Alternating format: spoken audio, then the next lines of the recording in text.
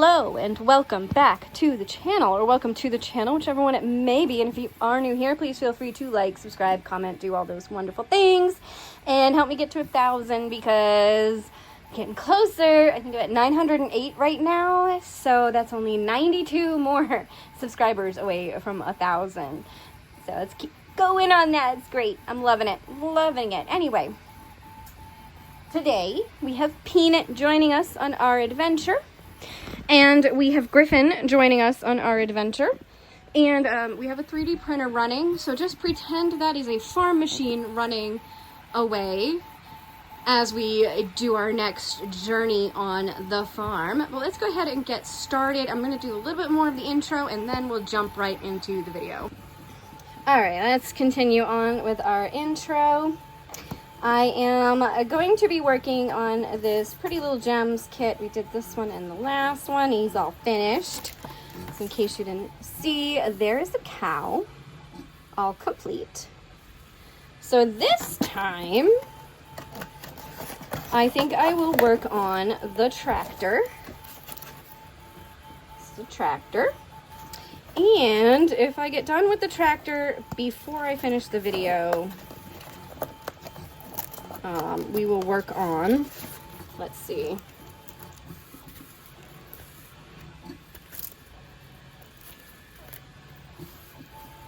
this. We will work on this, the corn stalk. All right. So, I know I didn't do a video last week, and I apologize for that. Last week turned out to be a off-the-wall crazy week for me, and I just didn't have the time, energy, or mental capabilities of doing much outside of normal stuff, normal life. Anyway, that is why there was no video last week, so I do hope you forgive me, and I apologize for it. But let's go ahead and get into this week's video, and we are going crop farming today. So we're gonna go visit a cornfield. Good morning, everyone. How is everyone doing so far today? I hope you all had a good sleep last night at the hotel and are ready to hop back on this bus and get right back on this journey. Remember, I am Minz, your tour guide. I know you can't possibly have forgotten, it's only been a day, but just in case you did, I am Minz, your tour guide, and today we are going to visit a crop farming farm. This one specifically does corn. So we'll be visiting a cornfield. And as we drive along to our destination, we can talk about crop farming in and of itself and get to know a little bit about what we'll be seeing when we actually get to the cornfield. So, go ahead and settle in, get yourselves all settled down, set up. We got a little bit of a drive ahead of us to this cornfield. Just a little bit from the hotel we stayed at last night. Did everybody enjoy the breakfast this morning? They had waffles. It was great. Love waffles. I think I had 2. I'll be honest, I was terrible. I think I took 2.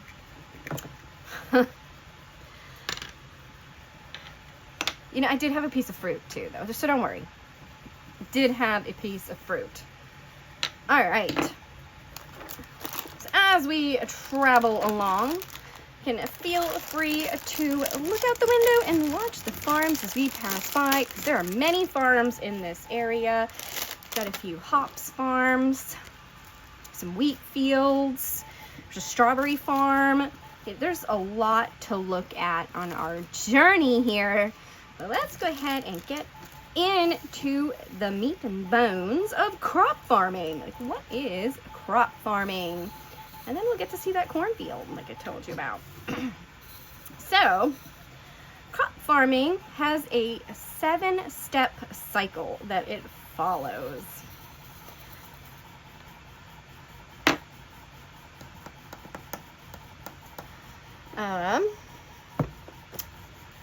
The first step to crop farming is preparing the soil. I mean, that's very important, that you need to prepare your soil.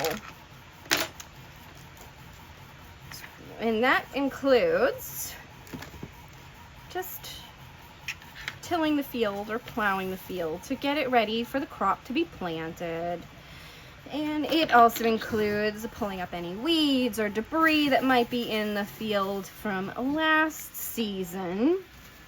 Just basically getting that field all good and ready to be planted in and have a crop growing in it. Now for tilling, they use a tractor and a tiller or a plow in order to get that field ready for the crop to be planted in it. So a tractor like this, or they might even use a bigger machine too. There are all kinds of machines that go into farming.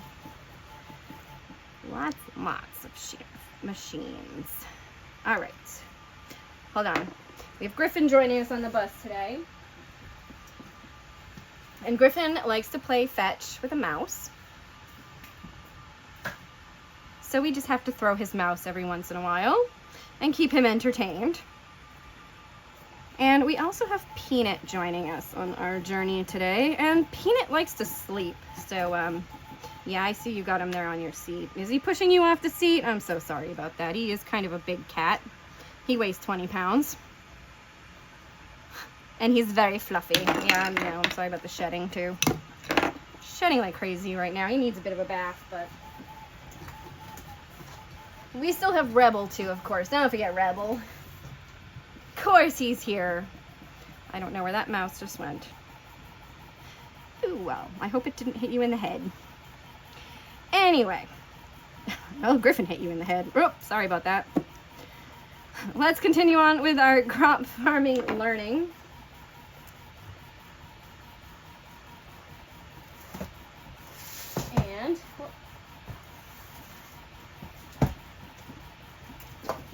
Okay, so we've prepared our soil. It's ready for our crop to be planted. The next step is sowing the field, seeding, putting the seeds or young plants down into the field. There are such things as starter plants. Some crops grow from a seed, some have to be started in a greenhouse and then moved out onto the field. Oh my goodness. Man, that bus is shaking today. This must be some bumpy roads that we're on.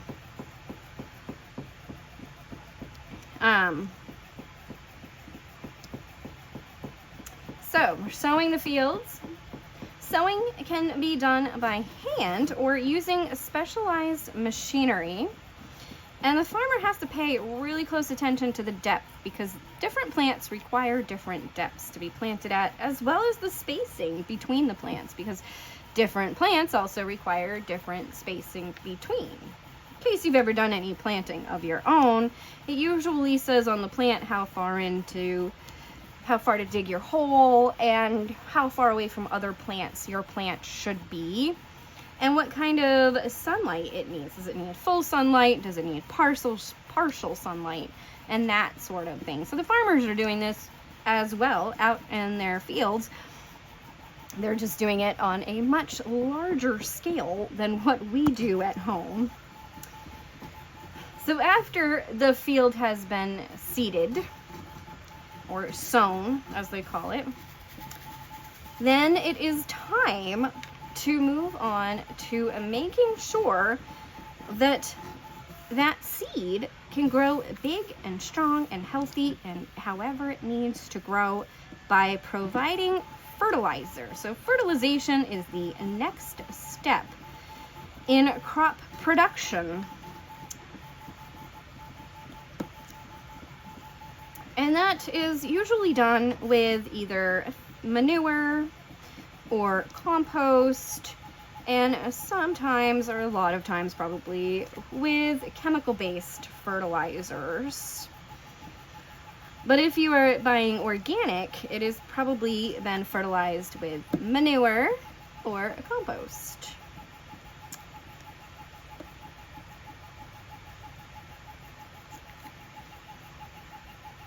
And fertilizers are added to add proper nutrients for the plants to be able to grow.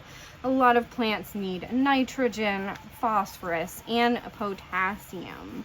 And so that's why we use fertilizers, is to help them get those nutrients. So like I said, those plants can grow and be good, healthy, vibrant plants for the farmers, because that is how they make their money.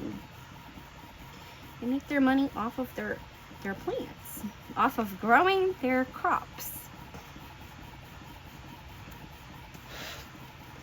After fertilization, the farmer needs to pay attention to irrigation. Some fields are equipped with drip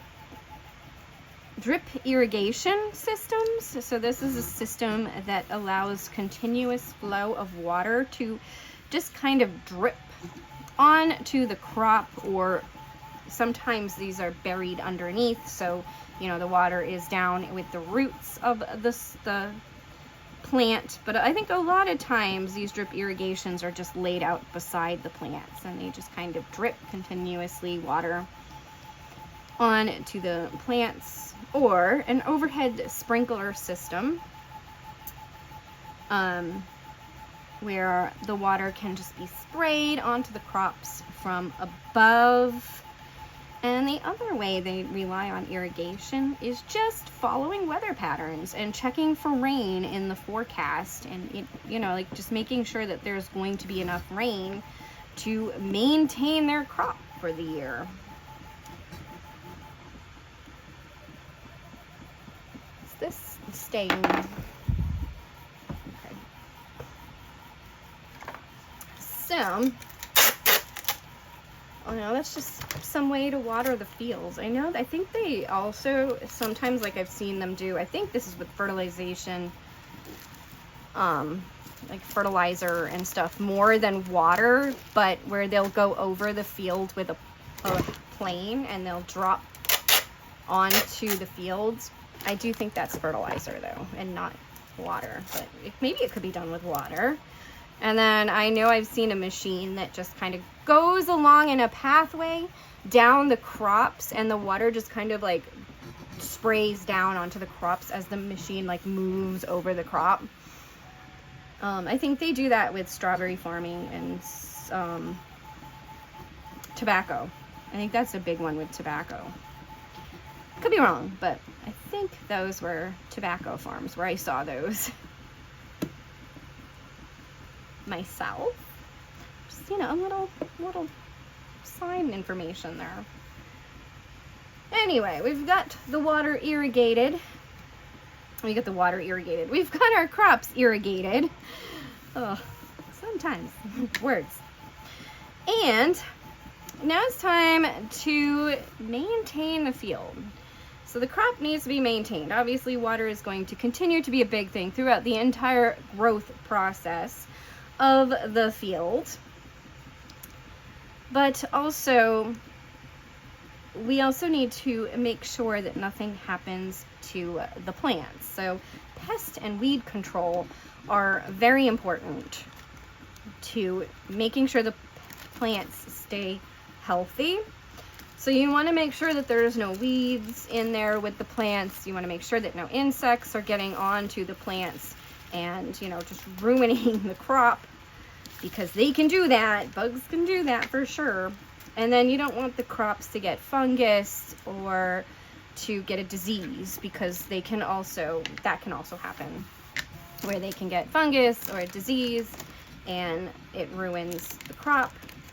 So the farmers have to check their crops pretty much daily, I'm sure, for whether or not the plants have any of these things happening. And I know I've seen on TikTok and stuff, there's big machines going through the fields and they just zap the weeds and kill the weeds that way. It's so cool to watch, especially because they do it like at night and it just kind of like, it's just like splashes of bright light. It's so fun and so cool. But anyway, yeah, so they have to make sure that they're weeding, and they have to make sure that they are watching out for fungus or disease. And you know, like disease and fungus, if they find it on one plant, it can quickly spread to other plants. So then they have to make sure that they get rid of that plant or take care of that plant so that it doesn't infect the other plants. And then of course, if they find insects, then they need to do something to control insects. And some of the ways that they do this is manually, or of course like mechanically. They can go in and hand pick weeds out, or they can go in mechanically, like I said, with that big vehicle that just kind of kills the weeds.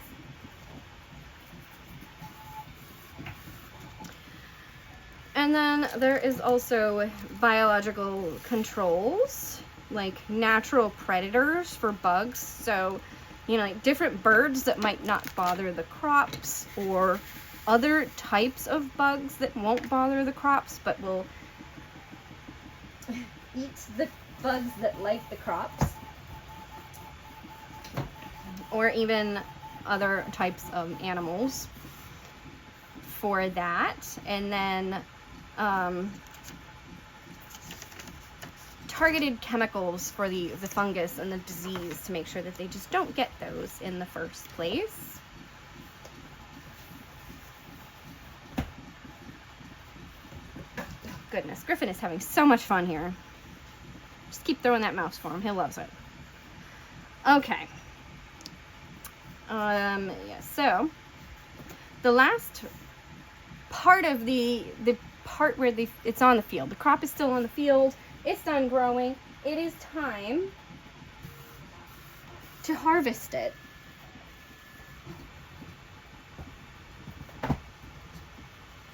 Now the farmer wants to make sure that he gets that harvest done specifically right. So he wants to make sure that it's not too soon, because too soon would mean that the crop is underdeveloped and probably unusable. And too late would mean that the crop is susceptible to rot and disease, and he might not get as high of a yield. Or she. He or she. Look at female farmers, right? Sure. And yeah, you might not get as high of a yield. You might not make as much money. So he wants to make sure that he is harvesting that crop at just the right time. And harvesting can be done by hand or can be done mechanically. And if it's done mechanically, they usually use these large, and I mean large, pieces of equipment called a combine harvester. And this will just go out, and in some cases, it can just swatch big parts of the field all at once, bringing in lots and lots of product at the same time, crops at the same time.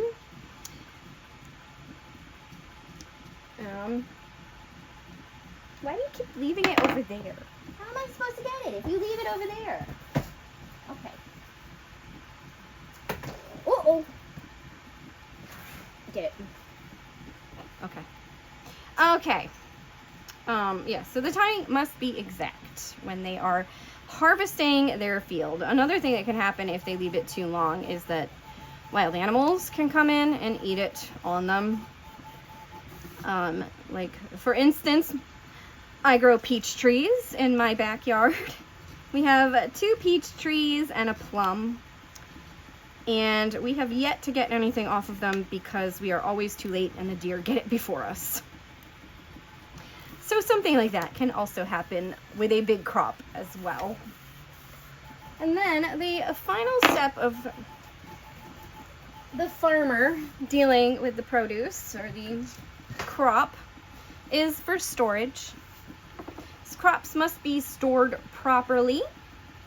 They have to make sure that the temperature control is maintained, that rodents and other pests can't get into it, and that it doesn't get any kind of rotting or disease while it's in there as well. The heck? So that is the 7 stages of growing a crop. And I see our corn farm coming up. It's coming up right here. So we're just going to park up, and then we're going to be able to walk around the corn farm field. We've been asked not to actually go in to the crop itself, but we're allowed to walk on the outskirts of the field. They actually allow horses around here as well, so do watch your step, because I know the local farm, they allow the horses to ride along the path alongside the field, and so the horses might have done their business on the pathway. So just keep your eye open for that. And we will go ahead and head on out to the field to talk about corn. This particular corn field is roughly sitting here for about 46-ish days, I think the farmer said. So we'll get a good look at the corn itself, but we won't actually see any corn cobs growing yet. Anyway, he said you can touch some of the stalks that are on the outskirts if you want to feel some of this. Feel the leaves, feel the stalks, and other parts of the growing corn crop. And we can see how large this field is. This is actually one of many on this farm. And this particular corn is going to be sweet corn. So it will be the stuff that we eat. So we are going to go ahead and take a look at corn growth from seed all the way up to the table, while we look at the cornfield itself.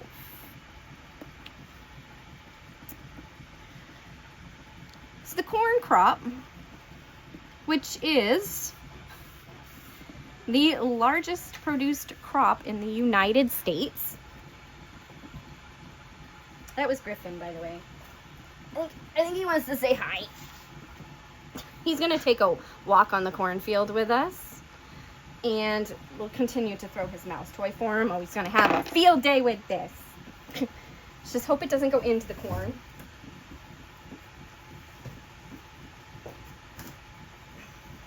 Okay.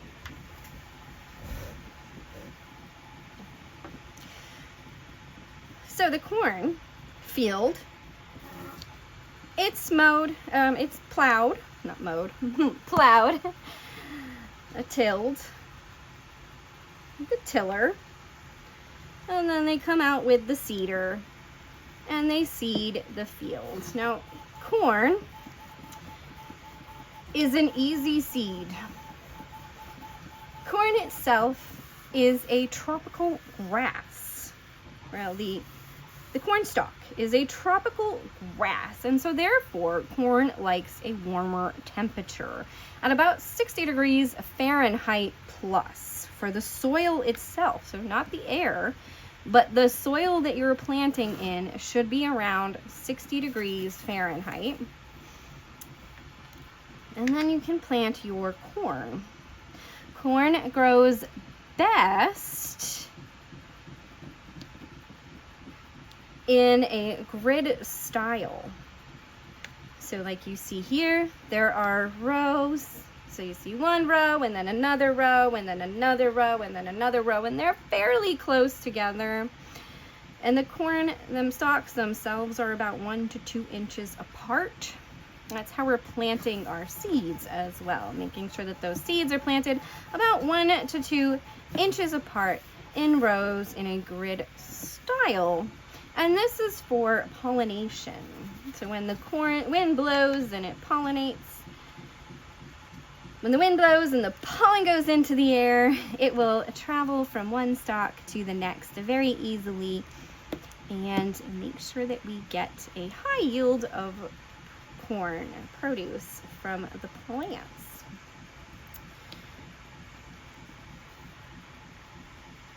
And this is the first 1 to 10 days of planting. So the seed is planted on day 1, and then 1 to 10 days, that seed starts to germinate and sprout, turning into these lovely stalks that you see here blowing in the breeze today.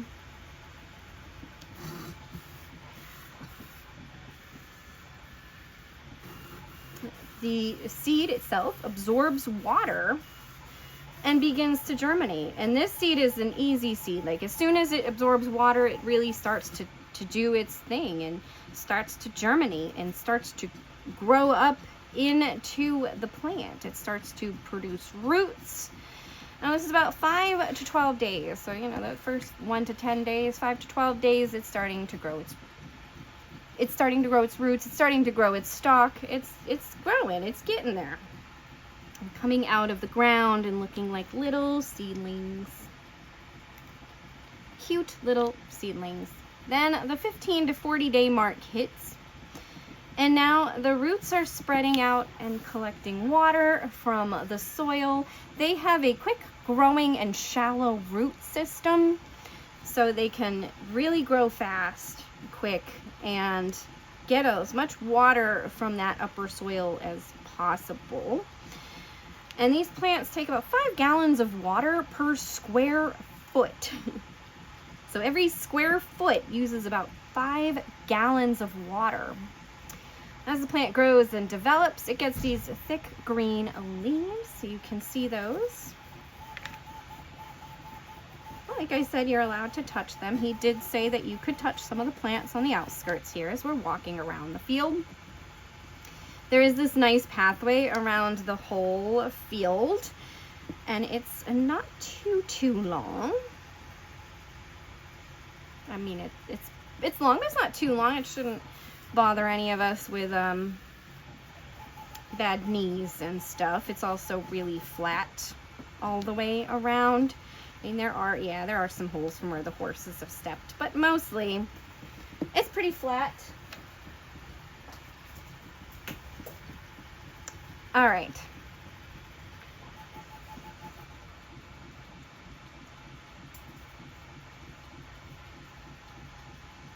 So the plant is growing its thick green leaves. The corn is a heavy feeder. It requires a lot of nutrients in its ground to grow. It requires a lot of nitrogen. So the soil must be very rich in nitrogen. It likes a well-draining soil as well. So you want to make sure that your soil will drain well and be rich in nitrogen.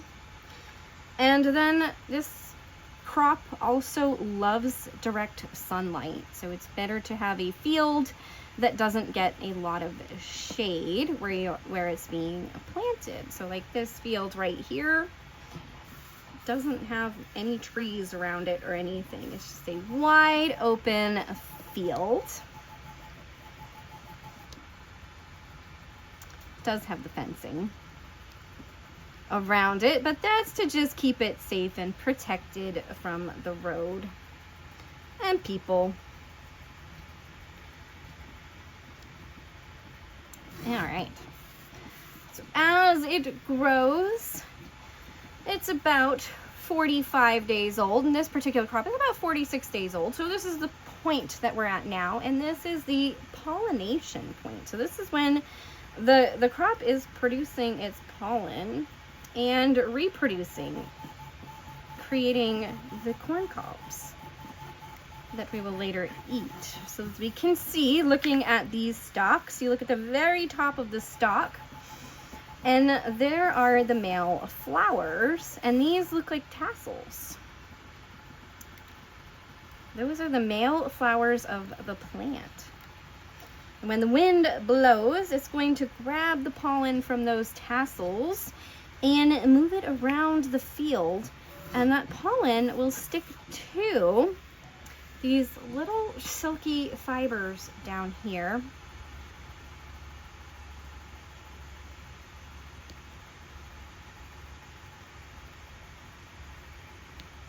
And those are the female flowers of the plant, those little silky fibers. And each one of those fibers is what's going to turn into a kernel of corn.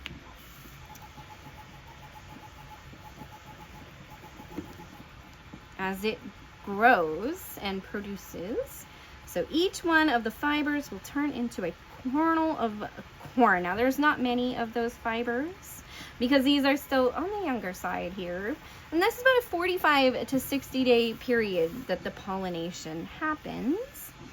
So the more of those fibers will appear, more of those silks will appear over time, because they do come a little bit later after the male flowers, but they will appear, and then they will get pollinated and they will grow the corn cob. So the wind will blow through, grab the pollen off of the top stalks there, off of those tassels, move it around the field, spreading that pollen, and there's millions of little microscopic pieces of pollen on each of those tassels. So millions of those traveling around, going down onto those silks and producing the corn cobs. So the stalks will continue to grow, and now your corn cob will also continue to grow. And hopefully each one of those silks has been pollinated, because if not, well, there will just be an empty space on that cob. Have you ever gotten a corn cob where there's one empty space? That's just a piece of the silks that wasn't pollinated. That's all. So now the kernels will develop. A 60 to 80 day period of time where the kernels develop. And the kernels will develop by plumping up. They'll produce a milk-like sugary sap and plump up. And that sugary sap is the sweetest part of the corn, and that is what is a sweet corn. And the farmer will know when it is time to harvest, because the little silks on the end of the corn cob will turn brown and dry and brittle. And well, if you've ever seen an ear of corn, you kind of know what they look like, because they're always on the corn. The corn ears, the corn cobs that we buy from the store. And so that's how he will know it is time to harvest that crop. And then he will harvest it using, if he's doing this by hand, this one uses a combine that has a specific header just for corn, so that he can get as much of the corn crop as possible and bring it in. But corn is harvested by grabbing a hold of the cob, twisting it, turning it downward, and snapping it off. So you grab a hold of the cob, turn it downward, and snap it off. That's how you get the corn cob off of the plant. But in this case, he will use a large machine called a combine harvester with a specific header just for harvesting corn. And then he will move that corn into the safe storage facility until it travels off to the market, where it will be sold so that we can have corn, which we will be having later today. That is our lunch. There is also a field that's been turned into a maze kind of early, so we're gonna get to go ahead and explore that maze. Isn't that fun? Have you ever been to a corn maze? You get to today. Yes, so fun. So corn is a very fast deteriorating crop, so it does need to be moved kind of quickly. So immediately after harvesting, corn is brought into coolers, because if it's not, the sugary milky substance inside of each kernel will start to turn into starch. And that's not good. We don't want that. We don't want it turning into starch. So at this point, the corn is ready for harvesting. It's harvested and it is ready to head to your table or to the market, to the grocery store, to the processing facilities where it might be processed into cans of corn or frozen corn. It can be frozen on the cob or off the cob. It's usually canned off the cob, so they cut it off the cob and then they put it into the canner. And then, of course, corn can also be turned into other items. Now, this is sweet corn, so this is corn that we'll be buying at the grocery store and eating on the table just as it is, or it will be getting canned, or it will be getting frozen. But it is sweet corn. There is cow corn. Cow corn is used for feeding cattle and other animals. I think it's used for feeding chickens as well. Chicken feed, duck feed, other animals eat corn as well. Some of it goes into horse food. If there is any inside of the horse food. Horses like corn cobs, by the way. I remember feeding them corn cobs a few times, and they actually do like them. Pigs, I remember feeding the pigs corn cobs and stuff like that. Then there is also a specific type of corn that goes into producing a popcorn. And there is, of course, corn syrup, which is made from corn. And then there are corn flours and corn meal, corn starch. And there is actually quite a lot of things that we can get out of corn. So just think that stalk of corn and what it can produce that we use in our everyday lives. So that is the cornfield. You can continue to walk around it if you would like to get a little bit of exercise. Then we're going to head over to the main area and have ourselves a lunch.